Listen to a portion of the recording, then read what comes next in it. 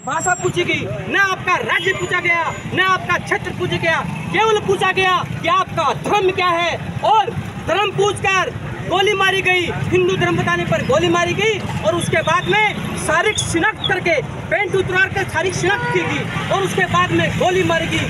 कलमा पढ़ने के लिए कहा, कलमा नहीं पढ़ा तो गोली मारी गई। और कलावा जो देखा और कलावा नहीं मिला तो गोली मारी गई। ये क्या साहब मैं पूछना चाहता हूँ, फिर सेकुलर के कीड़े काटने वाले से पूछना चाहता हूँ, ये आतंकी हमला कैसे हो गया। मैं ये कहता हूँ कि मरने वाला हमेशा हिंदू ही क्यों होता है और मारने वाले हर जगह मुसलमान। इस बात का किसी के पास जवाब है तो मुझे बताइए। आतंकवाद का कोई धर्म नहीं होता है। हाँ सही है, आतंकवाद का कोई धर्म नहीं होता है, मजहब का तो धर्म होता है ना, क्योंकि धर्म तो एक ही है, हिंदू। इसलिए हम कहते हैं आतंकवाद का धर्म नहीं होता है, लेकिन मजहब का धर्म होता है, क्योंकि आतंकवादी मजहबी है।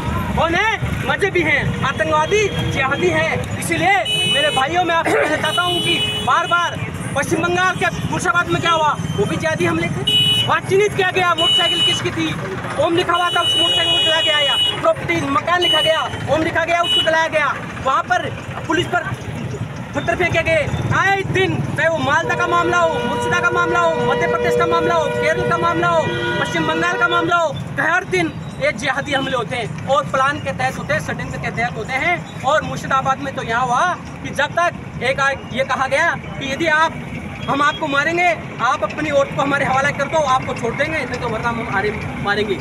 ये हालत हो रही है देश में साथियों। इसीलिए आपको जागने की जरूरत है, आपको समझने की जरूरत है, क्योंकि इस समय प्लान के साथ, क्योंकि टेरर हमला होता तो कोई ये नहीं देखा था कौन है, हम फेंकते, अटैक बंदूक चलाते और सब कुछ और भाग जाते। लेकिन नहीं साहब, आपको जाति पूछ, आपको धर्म पूछ के मारा जा रहा है। ये जिहादी हमले हैं। आप सतर्क हो जाओ, सावधान हो जाओ। मैं बार बार कह रहा हूँ।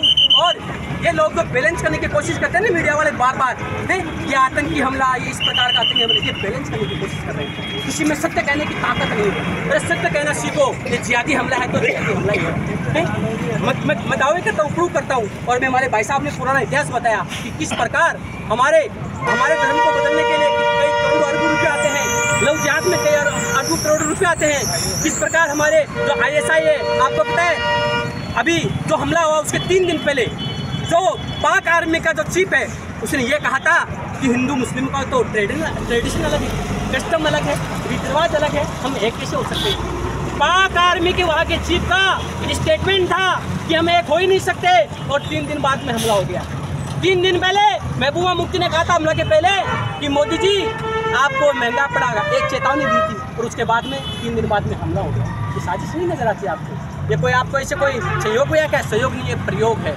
और प्रयोग के साथ और एक योजना के साथ ये आए दिन न केवल हमारे पाकिस्तान में हमला हुआ, हमने सब पाकिस्तान में आए दिन हमले, पाकिस्तान में मार दिया 1% से कम हो गए, बांग्लादेश में 3% से कम हो गए, अफगानिस्तान में साफ कर दिया गया। लेकिन अब तो हालत है कि श्रीनगर में 1990 में सबको भगा दिया गया। अब तो ये काफ़ी लोगों को काफ़ी जो आप कह रहे हैं कि धमकियाँ मिलती हैं, काफ़ी लोगों को डराया जाता है, यहाँ भी ऐसी शुरुआत हो चुकी है। जी बिल्कुल, उसका तो मैं खुद उदाहरण हूँ पत्रकार जी, मैं इसका तो खुद उदाहरण हूँ। मेरे को 3 बार सत्तन से जुदा करने की धमकी मिल चुकी है। क्योंकि और कल विश्व हिंदू परिषद के मनोज बंसिया है जिला अध्यक्ष से सीकर के, उनको भी धमकी मिली है जान से मारने की। हाँ बिल्कुल, ये कोई बड़ी बात नहीं है, क्योंकि धमकियाँ मिल रही है और धमकियों का सबूत हमने पुलिस को दिया है।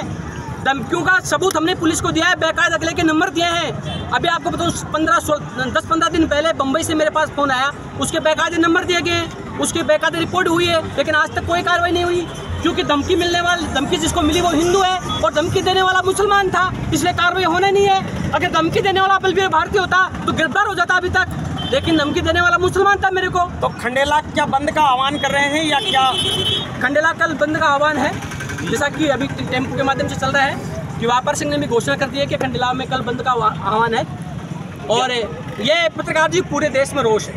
और मैं तो ये कहता हूँ कि हमारे माननीय मोदी जी को और गृह मंत्रालय को अब सख्त एक्शन लेना चाहिए। और जो हमारा जो अपन जिसको वहाँ सुरक्षा बल जो है हमारे यहाँ सीमा है, LOC कहते हैं, LOC के नज़दीक जितने भी जो आतंकवादियों के जो घुसपैठ बने हुए हैं उनको खत्म कर देना चाहिए, और वहाँ जो उनके लगे हुए जो पाक सैनिक हैं उनको मार मार के, या तो उनको उनकी मुंडी मार मार के भारत में ले जाए या पाकिस्तान में भेजो, तब ये बात समझ में आएगी, या पीओके पे हमला कर देना चाहिए। और एक बात और बता देता हूँ, मैं ये झंडा यहाँ खंडेला में नहीं जला रहा हूँ, अभी 1-2 रोज में मैं कश्मीर के लाल चौक श्रीनगर में जाकर पाकिस्तान का और आतंकवादियों का झंडा जलाऊंगा। भारत माता की, भारत माता की।